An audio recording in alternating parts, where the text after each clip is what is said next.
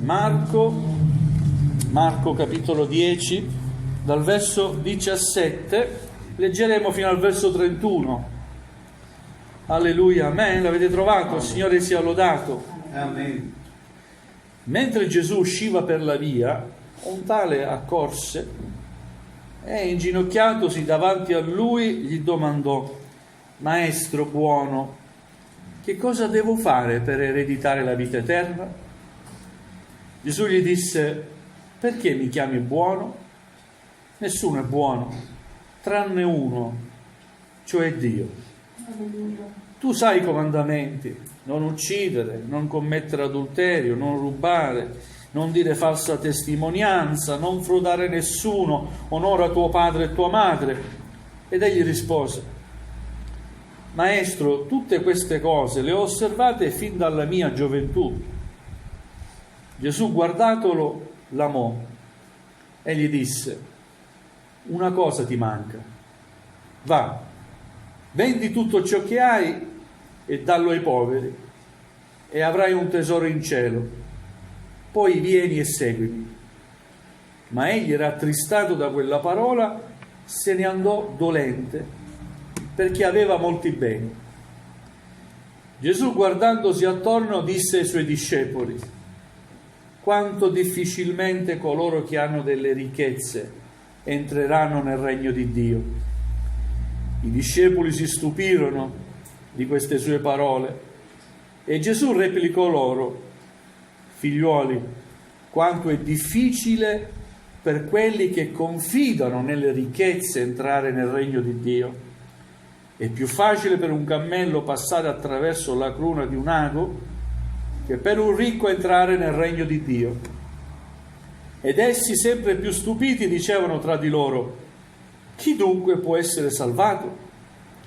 Gesù fissò lo sguardo su di loro e disse: agli uomini è impossibile, ma non a Dio, perché ogni cosa è possibile a Dio.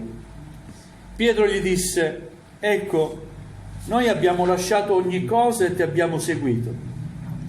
E Gesù rispose: in verità vi dico che non vi è nessuno che abbia lasciato casa o fratelli o sorelle o madre o padre o figli o campi per amor mio e per amor del Vangelo, il quale ora in questo tempo non ne riceva 100 volte tanto: case, fratelli, sorelle, madri, figli, campi, insieme a persecuzioni e nel secolo a venire la vita eterna. Ma molti primi saranno ultimi e molti ultimi primi. Amen. Fin qui la lettura della parola del Signore, che è ricca di spunti, di insegnamenti.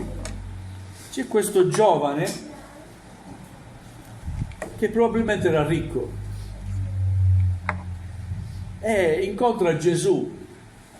Chissà, l'aveva sentito sicuramente parlare tante volte, l'aveva forse visto, l'aveva visto tante volte, l'aveva sentito parlare, e suscita in lui la curiosità di incontrarlo, di parlargli, e ci riesce ad incontrarlo.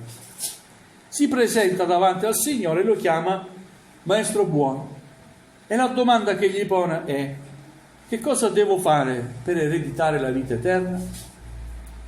E subito Gesù prende lo spunto, utilizza il momento per insegnare che Lui è Dio. E questo giovane, senza saperlo, rivela qualcosa che già sapeva dentro di sé. Maestro buono, che cosa devo fare per ereditare la vita eterna?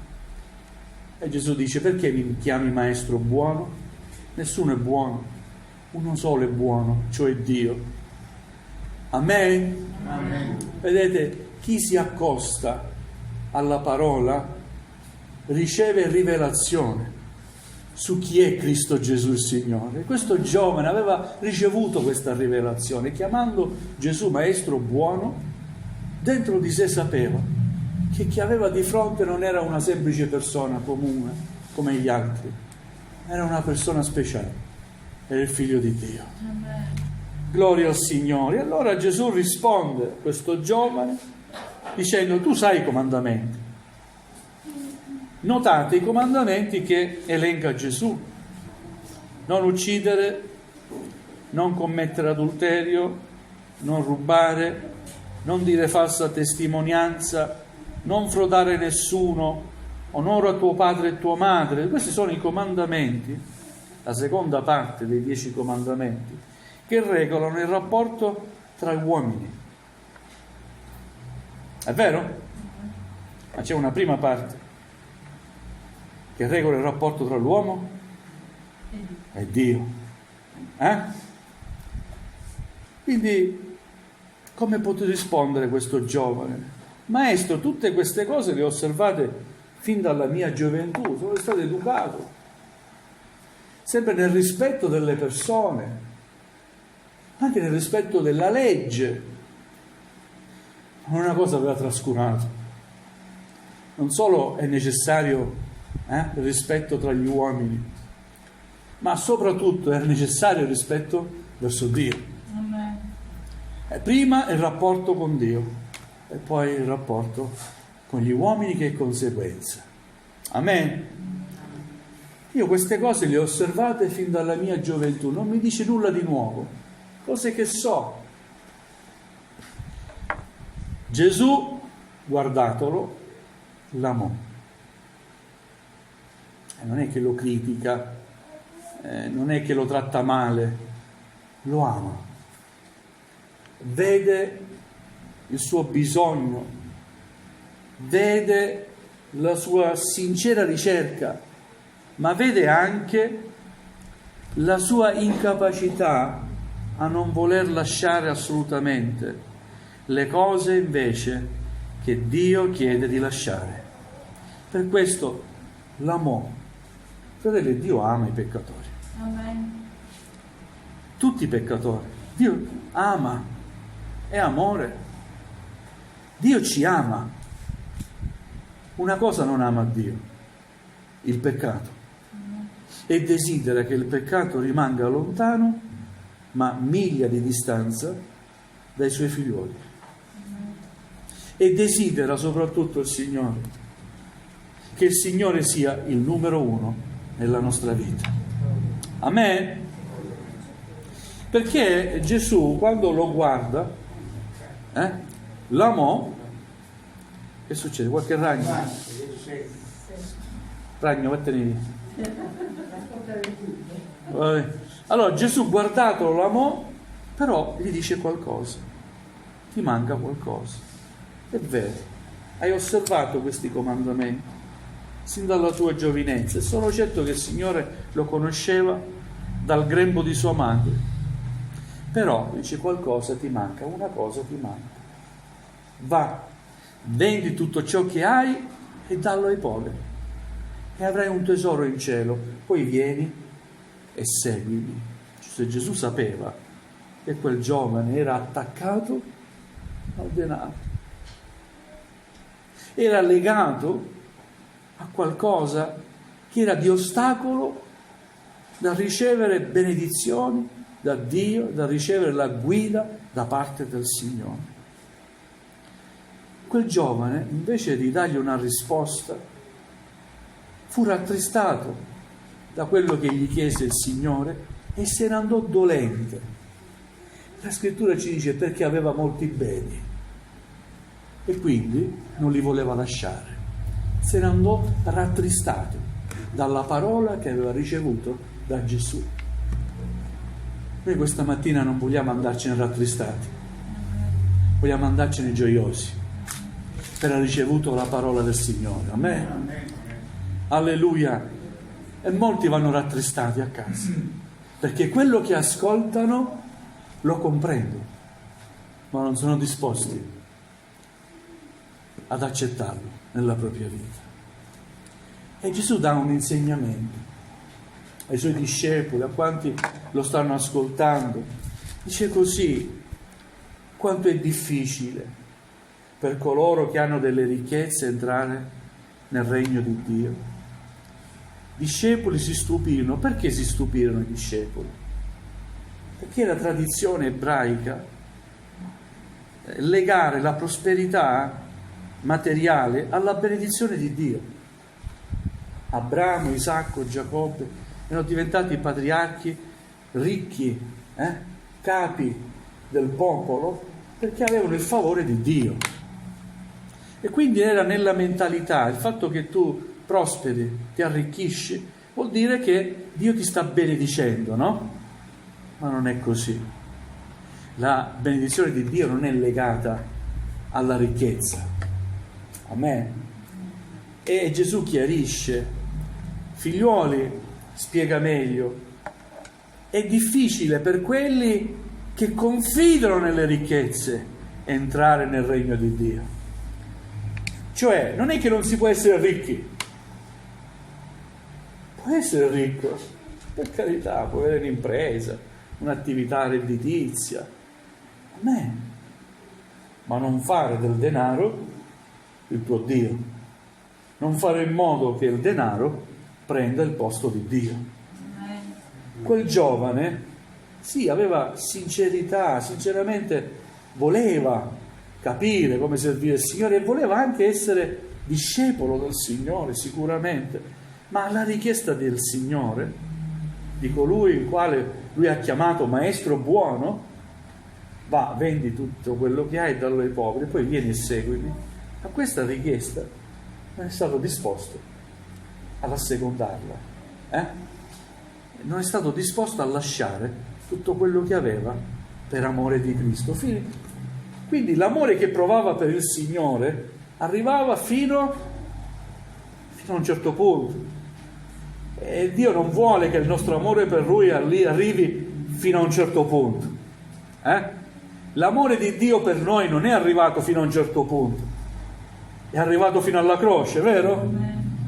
Amen, ha dato la sua vita, ha lasciato tutto quello che aveva, il Figlio, ha lasciato la gloria che aveva presso il Padre, si è fatto uomo, servo, amen, è andato a morire in croce, ha subito dolore, sofferenza, per salvarci, per amore nostro. Ora Dio desidera che anche noi siamo disposti a lasciare ogni cosa per seguirlo, amen. Addirittura dice: è più facile per un cammello passare attraverso la cruna di un ago che per un ricco entrare nel regno di Dio. Su questa affermazione di Gesù ci sono tante spiegazioni e tante teorie. Qualcuno diceva che un'entrata di Gerusalemme era detta la cruna del lago, no? E passava a stento un cammello. Può essere anche vero, però la spiegazione che piace più a me è quella che è difficile. La salvezza è qualcosa di difficile, non la si ottiene così, si ottiene solo per la grazia di Dio. È rinunciare a noi stessi, accettare Cristo nella nostra vita rinunciando a noi stessi, e persino rinunciare alla tua vita. Così ottieni la salvezza. È un favore immeritato di Dio. E quindi è più facile per un cammello passare attraverso la cruna di un ago che per un ricco entrare nel regno di Dio. Ed essi, sempre più stupiti, dicevano tra di loro: ma chi può essere salvato allora? Se è così difficile la salvezza, chi può essere salvato? La risposta di Gesù è meravigliosa quanto disarmante. Sapete cosa vuol dire disarmante? Che non sai come replicare, perché è talmente giusta che tu non hai come controbattere. Cosa dice Gesù? Agli uomini è impossibile. A me la salvezza agli uomini è impossibile, ma non a Dio. Perché tutte cose è possibile a Dio.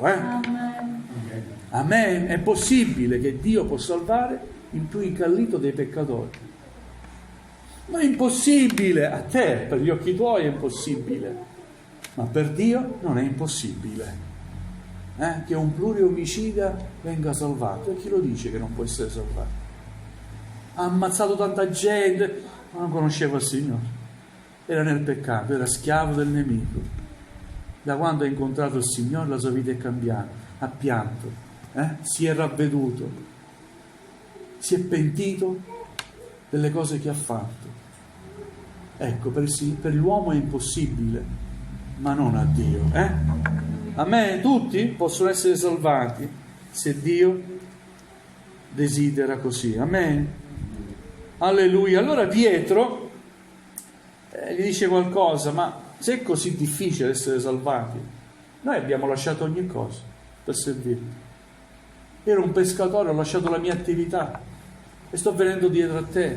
Che cosa ne avrò in cambio? Tutti noi abbiamo lasciato la casa per servirti. Quale sarà il nostro premio allora? Se è così difficile la salvezza. E Gesù risponde. Mi piace questo. E Gesù risponde. Amen. Gesù ha sempre una risposta. Amen. Non sono in grado di darti tutte le risposte che vuoi, ma Gesù è la risposta Amen. a tutte le tue domande. Gesù risponde: in verità vi dico che non c'è nessuno che abbia lasciato casa, fratelli, o sorelle, o madre, o padre, o figli, o campi per amore mio, non ne riceva 100 volte tanto, case, fratelli e sorelle. Proprio vero. Conosciuto fratelli e anche sorelle che sono state perseguitate dalla propria famiglia perché hanno accettato Gesù. Addirittura i genitori gli hanno detto: noi ti ripudiamo, non ti lasciamo niente, non sei più nostro figlio. Questo fratello ha trovato padre in chiesa, madre in chiesa, fratelli e sorelle in chiesa, della chiesa, che non hanno voluto bene molto di più della propria famiglia di origine. Volevano a casa. I fratelli gli hanno fatto una raccolta e gli hanno comprato pure una casetta, perché Dio non abbandona mai i suoi figli. Amen.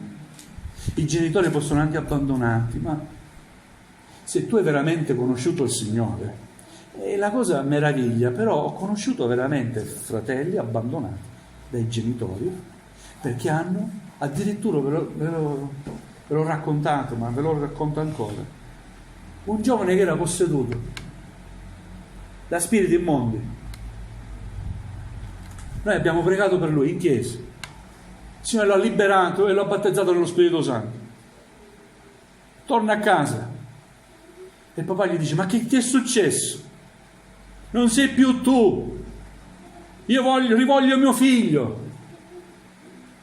Ho conosciuto il Signore, mi ha liberato, ero schiavo del peccato. No, ora sei diverso, vai via da questa casa. L'abbiamo fatto dormire in chiesa perché era stato liberato dalla possessione demoniaca. Fratelli, è verità, non me lo invento, rimani a bocca aperta, però sono cose successe. Quel giovane ha continuato a servire il Signore, come chiesa l'abbiamo aiutato,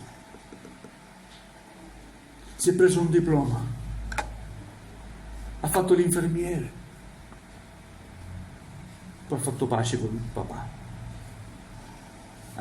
Dopo tanti anni ha fatto pace con il papà, con la mamma, però non ha mai rinnegato il Signore. Amen. E il Signore gli ha dato fratelli, papà, in chiesa, anziani, fratelli anziani erano papà, sorelle anziane erano mamme, giovani fratelli. A me si è sentito amato e accettato nella casa del Signore, in chiesa. Il Signore lo ha benedetto, guidato, si è sposato, ha avuto dei figli. Gloria a Dio. Vedete, il Signore libera e benedice. Amen. Gloria a Dio. Non c'è nessuno che abbia lasciato padre, casa, lavoro per amore mio e non ne riceva 100 volte tanto, insieme però alle persecuzioni. Ci saranno anche le persecuzioni, perché chi vuole servire il Signore sappi che il nemico sarà anche il nemico di Dio, sarà anche tuo nemico, e quindi ti remerà sempre contro, farà in modo che ti stancherai, ti combatterà, ma tu resisti nella fede. Resistete al diavolo ed egli fuggirà da voi. Amen. Dobbiamo resistere, confidare nel Signore, pregarlo, aspettando il suo intervento. Gloria a Dio. E poi dice un ultimo insegnamento in questo passo: molti primi saranno ultimi e molti ultimi primi. È molto profonda questa affermazione. Sono quelli che vogliono sempre primi posti. Sono quelli che vogliono invece gli ultimi posti, no? Non mi sto riferendo alle sedie.